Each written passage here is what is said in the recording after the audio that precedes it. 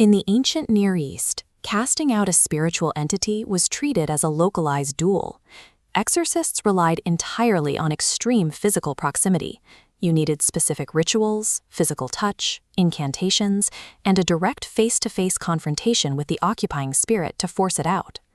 Jesus of Nazareth breaks that exact rule. He walks straight across the northern border of Galilee, crossing directly into the territories of Tyre and Sidon.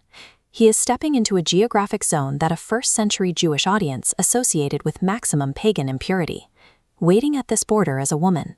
Mark's Gospel identifies her as a culturally Greek Syrophoenician by birth, but Matthew gives her a much heavier historical label. He calls her a Canaanite. She belongs to the very people ancient Israel was once commanded to drive out. This is the absolute definition of thrownness. She is born into a starting position she did not choose, carrying an ancestral identity defined by historical enmity and a vast distance from the covenant of Israel. And she is carrying a hidden domestic crisis.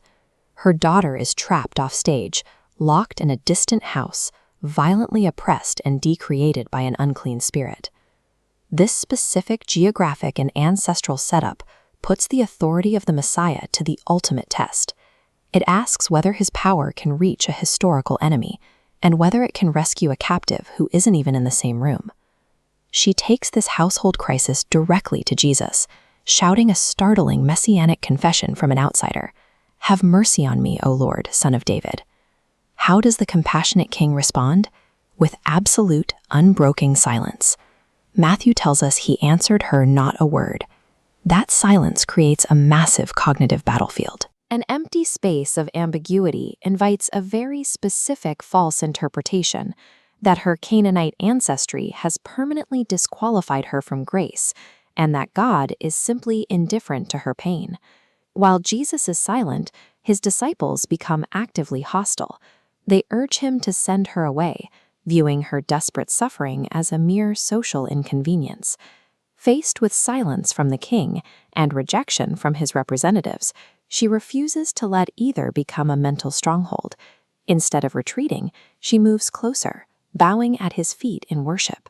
She remains anchored to the divine source, even when all visible evidence points to her exclusion.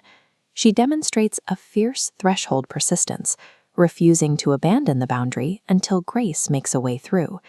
Jesus finally speaks, and he presents a harsh, explicit mission boundary.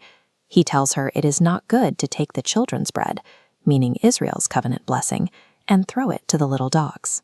Instead of contesting the boundary Jesus has just laid down, she aligns her logic with his. She accepts the salvation historical sequence completely, answering, "Yes, Lord," but then she pivots.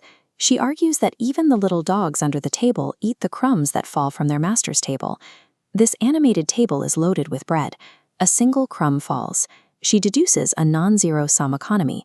If the master's table is infinite, crumbs are inevitable overflow, not a ravel meal. A single microscopic crumb contains the full power to deliver her daughter. The Canaanite outsider perceived what Jesus' own disciples repeatedly missed. The king's table operates under an economy of infinite abundance, proving that the false binary of scarcity and her supposed exclusion is completely unnecessary. Jesus recognizes her perception, calling her faith great, and then he delivers an unorthodox response, a spoken decree that the demon is already gone. This is the execution of translocal authority. His power operates as a supreme cosmic jurisdiction that entirely bypasses the need for physical proximity. This spatial map traces the action between two distinct locations. Jesus remains at House A, while the daughter is trapped miles away at House B.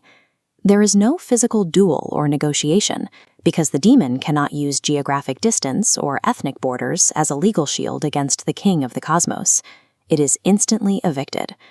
Now the mother must perform an extreme act of faith.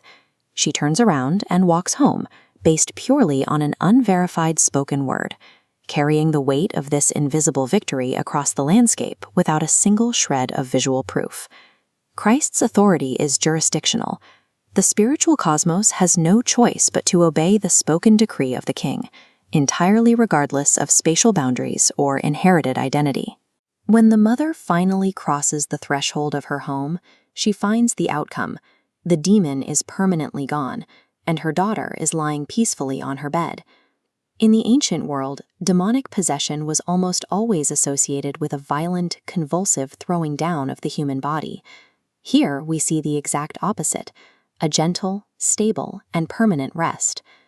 This bedroom, located in a pagan territory previously defined by geographic and covenantal distance, is now the site of an uncontested spiritual reclamation.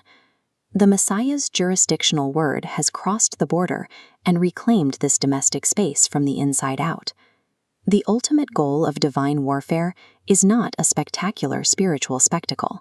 It is the restoration of simple, peaceful human rest under the inexhaustible abundance of the true King.